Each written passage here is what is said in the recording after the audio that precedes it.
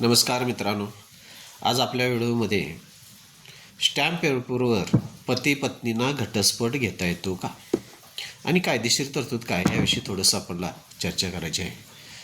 आपण जर बघितलं, काही क्लायंट माझ्याकडे येतात, म्हणतात साहेब स्टॅम्प पेपरवर आपण किंवा नोटरी करून पती पत्नीला घटस्फोट मिळतो का.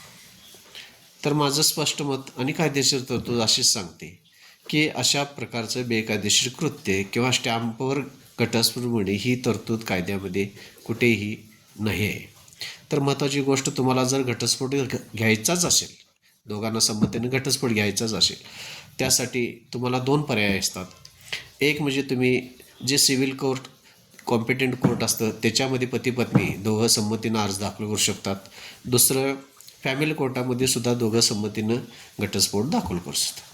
जर लग्नाला 1 वर्ष पूर्ण झालेलं असेल तर तुम्हाला पुढच्या 6 महिन्यात घटस्फोट मिळू शकतो. धन्यवाद.